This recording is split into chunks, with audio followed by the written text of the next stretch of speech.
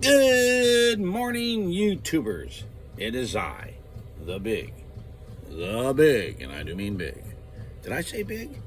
I think I said big. D. That's right, Big D, coming to you live and in person here in Bowling Green, Kentucky, where it's 20 degrees, and I talk about that diesel heater. Well, there it is. Whoops, let me drop my finger there. Unplug the sink. There it is.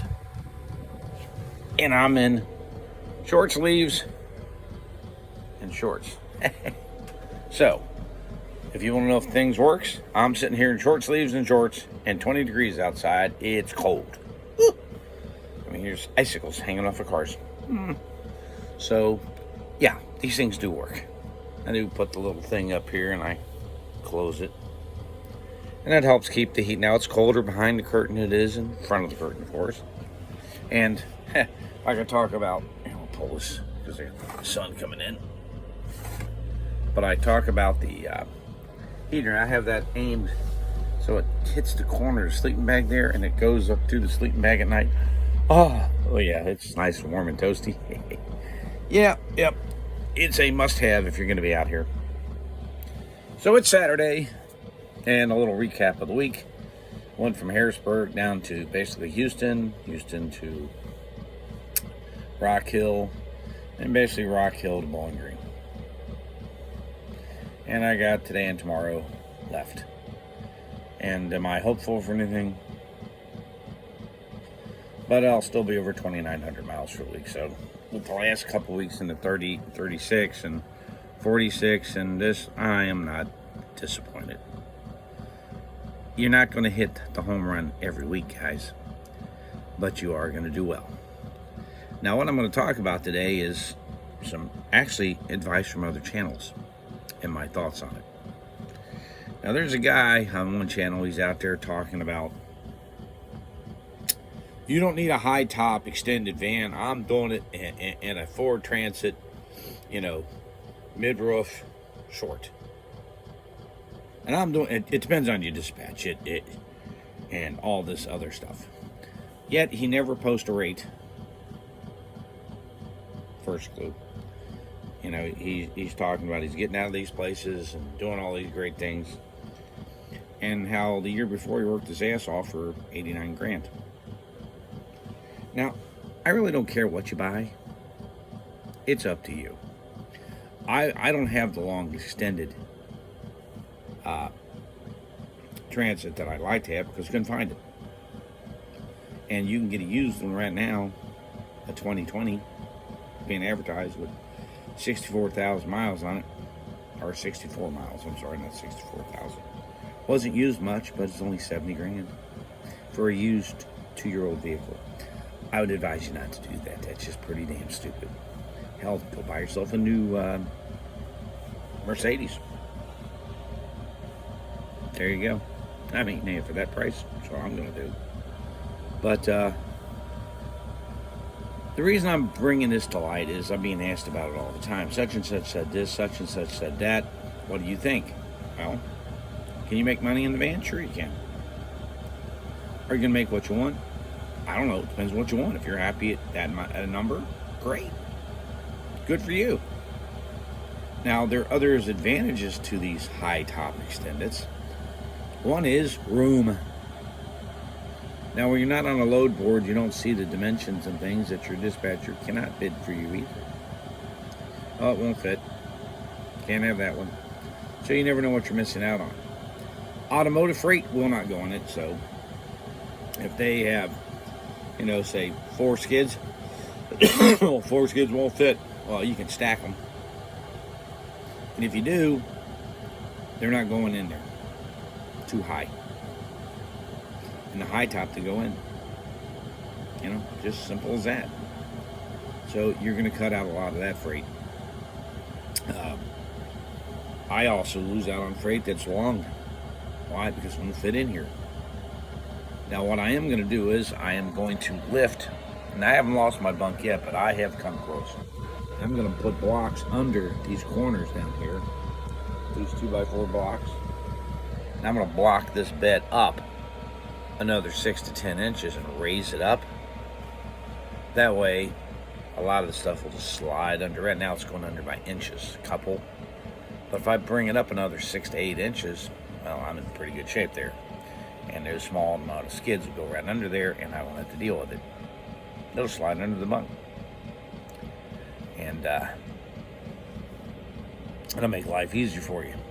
Now, when you get 3 in here, people ask me, how do you get them out? Well, that's a good question. You have to turn them sideways. Now, I use a ratchet strap at the moment because I haven't been to Harbor Freight yet, but I use a ratchet strap, one of these, here, up there, and down there, and I hook it under the skid, and we just have the forklift pull it back. Now, I'm going to tell you, it's a lot easier with the chain and hook. It'll go under there easier, lap around, hook the chain, go to the forklift, roll it over the fork, hook the chain, back it up, pulls it right out. Chain's going to make life a lot easier for you, folks, just so you know. Now I'm standing back here in the back here. You can look out the window there where it's nice and cold. Ooh. It's cold. Yep, it's cold. But I'm back here in shorts. I'm back here in shorts, not worrying about it. So, another thing I hear all the time, shorties. Do shorties work? Well, yeah, shorties work. I mean, heck, you know, if you can get a good shorty, you can make some money. I mean, hey, I'm all for a shorty. If it's a shorty, it's me. But the thing is, you can't get enough of them. So, is the guy really giving you bad advice? No, he's not. But the fact of the matter is, they're not giving you the whole picture. I mean, if you're going to drive, say, 100 miles to pick something up, at about 20 miles sounds good, and drive 400 miles at about 20 mile, that sounds good. Yes. You've got 500 miles at about 20 mile. Yes. Unfortunately, you have to come back. They turn around and go back to where they started, empty. So at that rate, you're either at 60 to 80 cents a mile. There you go. Simple math. Which way's better? Depends on what you want to do. If you want to stay close to home and try to be an expedite courier, well, then I guess that way is. Now, I can tell you that I earn more in a week than they do in a month. It depends on what you want to do. Now, I will be coming in for at least 2 weeks over Valentine's Day. And then I'll go back out for another 6. And then I'll take off a few weeks to go to my daughter's in Seattle, Washington. She's having a baby, and I'll be there for that. That's the beauty of busting your ass. When you're out there, you can take time off and do other things. And you made plenty of money. It depends on how you want to do it.